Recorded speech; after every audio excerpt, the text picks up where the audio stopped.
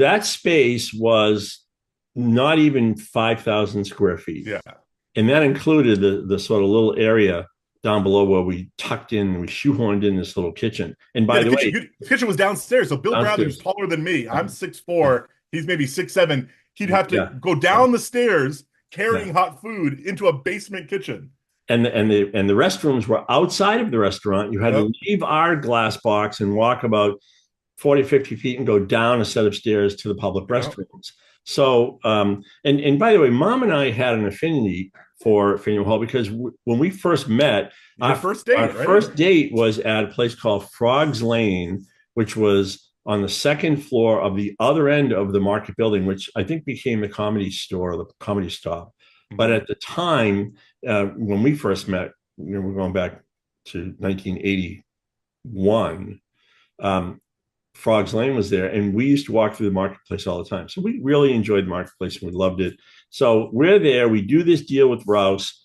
It's the rent is high because it is the number one tourist attraction in the city, but we figure we'll give it a go and see what happens. We Yeah. wanted to make that leap into the restaurant side of the business. I designed and built so many restaurants for Hmm. so many people, became partners in some restaurants with people that couldn't pay me. Surprisingly, if they couldn't manage their money during construction, they couldn't run a restaurant. And the ones I was partners with all became, you know, insolvent sooner or later anyway. But and mom used Yeah. to say, the same business foundation applies in any business, including restaurants. And the mistakes these people are making are easy fixes if you just pay attention to the details and manage the money, which anyone listening or watching this needs to understand. I have never signed a check from the moment I met Kathy.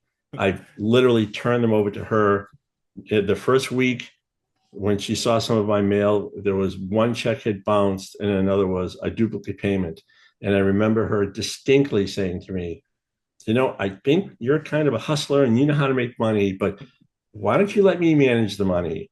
And I handed it over to her. And she's run the business side of any of the businesses we've been involved with ever since. And to this very day, every once in a while, I'll say, "How are we doing?" And she'll say, "We're doing okay. Go back to work."